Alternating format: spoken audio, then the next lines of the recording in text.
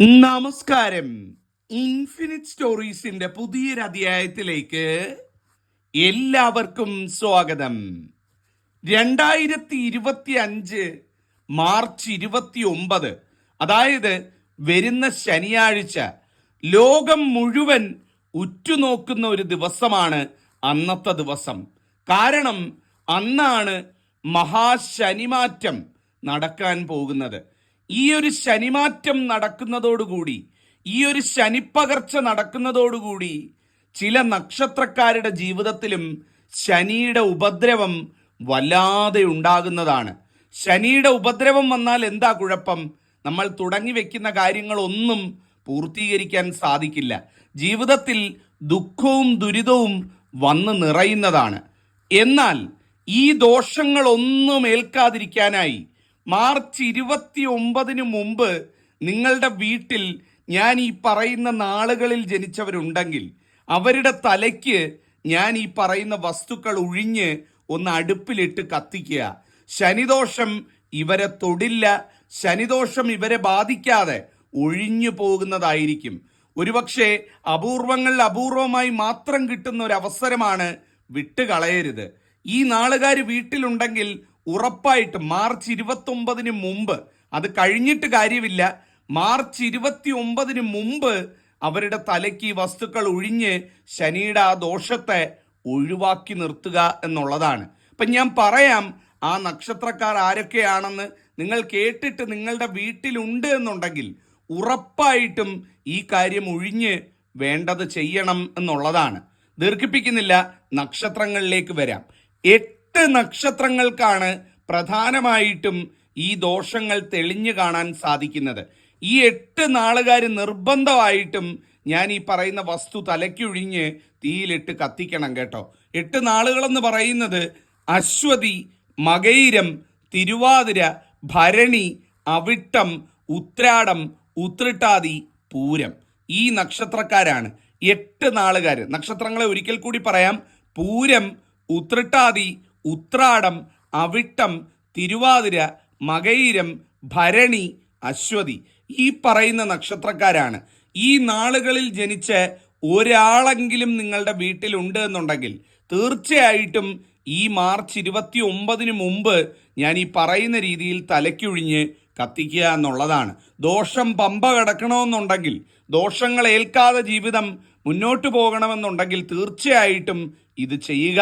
നിങ്ങളുടെ കുടുംബത്തിൽ ഈ നാളുകാർ പരിചയക്കാരുണ്ടെങ്കിൽ അവരോടിത് പറയുക, അവർക്കിത് ഷെയർ ചെയ്യുക, അവരിത് അറിഞ്ഞു വെക്കണം എന്നുള്ളതാണ്. അപ്പോൾ പറഞ്ഞുകൊണ്ട് കാര്യത്തിലേക്ക് കടക്കാം. അതായത് നിങ്ങൾ ഇതിന് ചെയ്യേണ്ടതെന്ന് പറയുന്നത് കുറച്ച് എള്ള് വാങ്ങിക്കൊണ്ടുവരണം. എള്ള് എന്ന് പറഞ്ഞാൽ കറുത്ത എള്ളുണ്ടല്ലോ, വെള്ള എള്ളുമുണ്ട്, കറുത്ത എള്ളുമുണ്ട്. കറുത്ത എള്ള് കുറച്ച് വാങ്ങിക്കൊണ്ടുവരണം.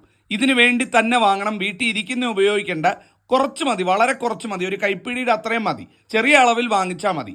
കുറച്ച് എള്ള് വാങ്ങുക. അതോടൊപ്പം ഒരു ചെറിയ കുപ്പി നെയ്യും കൂടെ വാങ്ങിക്കുക. നെയ്യുണ്ടല്ലോ, ഒരു ചെറുതും കൂടെ വാങ്ങിക്കുക. ഇത് രണ്ടും വീട്ടിൽ കൊണ്ടുവന്നിട്ട് ത്രിസന്ധ്യയ്ക്ക് നിലവിളക്കൊക്കെ വെച്ച് കഴിഞ്ഞ്, അതായത് വീട്ടിൽ വിളക്കൊക്കെ കത്തിച്ച് പ്രാർത്ഥിച്ച് കഴിഞ്ഞതിന് ശേഷം ഈ എള്ളും നെയ്യും കയ്യിലെടുക്കുക. ഒരു പിടി എള്ള് കയ്യിലെടുത്തിട്ട് അതിലേക്ക് ഈ നെയ്യ് ഒഴിക്കുക. ഒഴിച്ചിട്ട് കയ്യിൽ വെച്ച് തന്നെ ഒന്ന് ചെറുതായിട്ട് കുഴയ്ക്കുക. കുഴച്ചതിന് ശേഷം നിങ്ങൾ സ്വയമാണ് ഒഴിയാൻ പോകുന്നതെങ്കിൽ അങ്ങനെ, അതായത് ഈ നാളുകാർ അവരെ തന്നെ സ്വയം ഒഴിയുകയാണെങ്കിൽ അങ്ങനെ, അതല്ല മറ്റു നാളുകാർക്ക് വേണ്ടി ചെയ്യുകയാണെന്നുണ്ടെങ്കിൽ മറ്റു നാളുകാരെ നിർത്തിക്കൊണ്ട്, മുന്നിൽ നിർത്തിക്കൊണ്ട് അവരെ അടിമുടി ഒഴിയുക. അങ്ങനെ ഒഴിഞ്ഞുകൊണ്ട് ഓം ശനീശ്വരായ നമ എന്ന് ഒഴിഞ്ഞുകൊണ്ട് ആദ്യത്തെ പ്രാവശ്യം ഒഴിഞ്ഞ് ആ എള്ള് ഒരു തീയിലേക്കിടുക. തീ എന്ന് പറഞ്ഞാൽ അടുപ്പ് കൂട്ടിയതോ അല്ലെങ്കിൽ ഇതിനായിട്ട് മാത്രമായിട്ട് നിങ്ങൾ തീ കൂട്ടിയതോ ആയിരിക്കാം. അങ്ങനെ 3 തവണ എള്ള് കയ്യിലെടുക്കുക, ഒരൽപ്പം നെയ്യൊഴിക്കുക, അടിമുടി ഒഴിയുക, തീയിലേക്കിടുക. അങ്ങനെ 3 പ്രാവശ്യം കൈക്കുമ്പിളിൽ എള്ള് വെച്ച്, ഒരൽപ്പം എള്ള് മതി കേട്ടോ, ഒരുപാടൊന്നും വേണ്ട. ഒരൽപ്പം എള്ള് വെച്ച് ഒരൽപ്പം, ഒരു സ്പൂണോ മറ്റോ നെയ്യ് ആ എള്ളിലേക്ക് ഒഴിച്ച് അതൊന്ന് ചെറുതായിട്ട് കയ്യിൽ കുഴച്ചിട്ട് 1 പ്രാവശ്യം ഒഴിഞ്ഞു. ഓം ശനീശ്വരായ നമ എന്ന് പറഞ്ഞ് തീയിലേക്കിട്ടു. 2ാമത്തെ പ്രാവശ്യം എള്ള് കയ്യിൽ വെച്ചു, ഇതുപോലെ തന്നെ ഒഴിഞ്ഞു, തീയിലേക്കിട്ടു. 3ാമത്തെ പ്രാവശ്യം എള്ള് കയ്യിൽ വെച്ചു, ഒഴിഞ്ഞു, തീയിലേക്കിട്ടു. അങ്ങനെ 3 തവണ കുറേശ്ശെ എള്ള് കയ്യിൽ വെച്ചുകൊണ്ട് ആ വാങ്ങിക്കൊണ്ട് വന്ന എള്ള് പൂർണ്ണമായിട്ട് 3 ഭാഗമായിട്ട് എടുത്ത് പൂർണ്ണമായിട്ട് ഉഴിഞ്ഞ് തീയിലിടുക. ഓം ശനീശ്വരായ നമ ചൊല്ലിക്കൊണ്ട് ചെയ്യുക. ഇങ്ങനെ ചെയ്തതിന് ശേഷം ഈ ചെയ്ത വ്യക്തിയും അതുപോലെ തന്നെ ആർക്ക് വേണ്ടിയാണോ ഇത് ഉഴിഞ്ഞത്, ഈ 2 വ്യക്തിയും കുളിച്ചിട്ട് മാത്രം പോയി കിടക്കുക എന്നുള്ളതാണ്. അതിനുശേഷം എല്ലാ ദിവസവും രാത്രി ഉറങ്ങാൻ പോകുന്നതിന് മുമ്പായിട്ട് ഞാൻ ഈ പറഞ്ഞു തരുന്ന മന്ത്രം കൂടി നിങ്ങളൊന്ന് ചൊല്ലിയിട്ട് കിടക്കണം കേട്ടോ. 29-ാം തീയതി ശനിയുടെ ഈ പകർച്ച മാറുന്ന സമയത്ത് ബാക്കി എല്ലാവരും അനുഭവിച്ചാലും നിങ്ങൾക്കൊരു പോറല് പോലും സംഭവിക്കില്ല എന്നുള്ളതാണ്.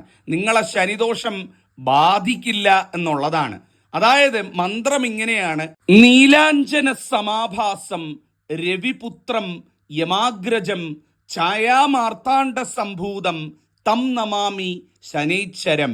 ഒരിക്കൽ കൂടി പറയാം: നീലാഞ്ജന സമാഭാസം രവിപുത്രം യമാഗ്രജം ഛായാമാർത്താണ്ഡ സംഭൂതം തം നമാമി ശനൈശ്വരം. ഇങ്ങനെ നിങ്ങൾ 3 തവണ ഒന്ന് ചൊല്ലി ഒന്ന് പ്രാർത്ഥിച്ചിട്ട് എല്ലാ ദിവസവും ഉറങ്ങാൻ പോകുമ്പം പോയി കിടന്നുറങ്ങുക. ശനിയുടെ ദോഷം പമ്പ കടക്കും. ഇനി എത്ര വലിയ ശനി കാലഘട്ടത്തിലൂടെയാണ് നിങ്ങൾ കടന്നു പോകുന്നത് എന്ന് പറഞ്ഞാലും അതിൻ്റെ ദോഷമൊന്നും തന്നെ നിങ്ങൾ കേൾക്കില്ല. ഈ ഒരു മാർച്ച് 29-ന് മുമ്പ് ചെയ്യണം കേട്ടോ, എങ്കിലേ ഇതിന് ഫലം കിട്ടുകയുള്ളൂ. നിങ്ങളുടെ പരിചയത്തിൽ എവിടെങ്കിലും ഈ പറയുന്ന നാളുകാരുണ്ടെങ്കിൽ അവർക്കിത് പറഞ്ഞു കൊടുക്കാൻ മറക്കരുത്. അവരിത് അറിയണം, അവരിത് ചെയ്യണം. അങ്ങനെ പരിചയത്തിലുള്ള എല്ലാവർക്കും നിർബന്ധമായിട്ടും ഈ നാളുകാർക്ക് നിങ്ങളിത് അറിയിക്കുക, അവരോട് പറയുക, അവർക്കിത് ഷെയർ ചെയ്ത് കൊടുക്കുക. കുടുംബത്തിലൊക്കെ ബന്ധുക്കളുടെ ഇടയിലൊക്കെ ഈ നാളുകാരുണ്ടെങ്കിൽ അവരോട് പറയാനായിട്ട്, അവരെ ഇത് അറിയിക്കാനായിട്ട് മറക്കരുത് കേട്ടോ. അതുപോലെ തന്നെ ഈ നക്ഷത്രക്കാർ എല്ലാ ശനിയാഴ്ച തോറും കാക്കയ്ക്ക് ആഹാരം നൽകുന്നത് ഏറ്റവും നല്ലതാണ്. പ്രത്യേകിച്ചും ഈ നാളുകളിൽ ജനിച്ച സ്ത്രീകളൊക്കെ ഉണ്ടെങ്കിൽ അശ്വതി, ഭരണി, മകയിരം, തിരുവാതിര, അവിട്ടം, ഉത്രാടം, ഉത്രട്ടാതി, പൂരം, ഈ നാളുകളിൽ ജനിച്ച സ്ത്രീകൾ, പെൺകുട്ടികളൊക്കെ ഉണ്ടെങ്കിൽ കാക്കയ്ക്ക് ആഹാരം നൽകി കഴിഞ്ഞാൽ ഏറ്റവും നല്ലതാണ്. അതിൻ്റെ ഗുണം നിങ്ങൾക്ക് ശനി ദോഷത്തിന് പകരം ശനി ഗുണമായി വരും എന്നാണ് പറയുന്നത്. അതുപോലെ തന്നെ നീല ശംഖുപുഷ്പപ്പൂവ് വീട്ടിലുണ്ട് എന്നുണ്ടെങ്കിൽ എല്ലാ ശനിയാഴ്ച ദിവസവും പെൺകുട്ടികൾ, സ്ത്രീകൾ അത് തലയിൽ ചൂടുക. ഏറ്റവും ഐശ്വര്യമായിരിക്കും എന്നാണ് പറയുന്നത്. ശനിപ്രീതി വരും. ഇവിടെ ദോഷത്തിന് പകരം നിങ്ങൾക്ക് ശനിയുടെ അനുഗ്രഹമായിരിക്കും വന്നു ചേരുന്നത്. അതുപോലെ കൂടുതൽ പൂവുണ്ട് വീട്ടിൽ, ശംഖുപുഷ്പം കാടേറി പൂത്തു നിൽക്കുന്നുണ്ട് എന്നുണ്ടെങ്കിൽ അതിൻ്റെ പൂക്കൾ എറുത്ത് ശിവക്ഷേത്രത്തിൽ കൊണ്ടുപോയി നൽകുക. ഏറ്റവും ഐശ്വര്യമാണ്. അങ്ങനെ ചെയ്തു കഴിഞ്ഞാൽ ശനിദോഷത്തിൻ്റെ കാഠിന്യം പൂർണ്ണമായിട്ടും കുറയുകയും ഒരു കണിക പോലും നിലനിൽക്കാതെ ഭഗവാന്റെ കൃപയാൽ, ഭഗവാന്റെ അനുഗ്രഹത്താൽ നിങ്ങൾക്ക് നല്ലത് വരികയും ഉയർച്ച വരികയും ചെയ്യുന്നതായിരിക്കും. ശനികാലത്തിൽ ഉയർച്ച വരിക എന്ന് പറഞ്ഞാൽ അതിൽ പരം ഭാഗ്യം വേറെ ഉണ്ടോ? ശനി ഇങ്ങനെ കടുത്ത് നിൽക്കുമ്പം ആ സമയത്ത് നമുക്ക് സൗഭാഗ്യം വരിക എന്ന് പറഞ്ഞാൽ അതിൽ പരം ഒരു ഐശ്വര്യം, ഒരു പുണ്യം നമുക്ക് നേടാനില്ല. അതുകൊണ്ടാണ് ഞാൻ പറഞ്ഞത്, നീല ശംഖുപുഷ്പപ്പൂ ഉണ്ട് എന്നുണ്ടെങ്കിൽ ശിവക്ഷേത്രത്തിൽ, കൂടുതലുണ്ടെന്നുണ്ടെങ്കിൽ ശിവക്ഷേത്രത്തിൽ കൊടുക്കുക, അല്ലെങ്കിൽ പറിച്ച് തലയിൽ ചൂടുക എന്ന് പറഞ്ഞത്. അതുപോലെ അയ്യപ്പ ക്ഷേത്രത്തിൽ നീലാഞ്ജനം കത്തിക്കുന്നത് ഏറ്റവും നല്ല. പറ്റുന്നവർ ചെയ്താൽ മതി, എല്ലാവരും ചെയ്യണമെന്ന് പറയുന്നില്ല. പറ്റുന്നവർ നീലാഞ്ജനം തെളിയിക്കുക. ശനിയാഴ്ച ദിവസങ്ങളിൽ മാസത്തിൽ ഒരു ശനിയാഴ്ചയെങ്കിലും നീലാഞ്ജനം തെളിയിക്കുക അയ്യപ്പ ക്ഷേത്രത്തിൽ, ഏറ്റവും നല്ലതാണ്. ഹനുമാൻ സ്വാമിയുടെ അമ്പലത്തിൽ വെറ്റിലമാലയോ അല്ലെങ്കിൽ വടമാലയോ നടത്തുന്നതും ഏറ്റവും കെങ്കേമമാണ്. പ്രത്യേകിച്ച് ഞാൻ ഈ പറഞ്ഞ നാളുകാർ ഈ കാര്യങ്ങളൊന്ന് ശ്രദ്ധിച്ച് വെച്ചേക്കുക. കാര്യം ഈ ശനിദോഷം പമ്പ കടക്കാൻ വേണ്ടിയിട്ടുള്ള കാര്യങ്ങളാണ് ഈ പറഞ്ഞു തന്നത്.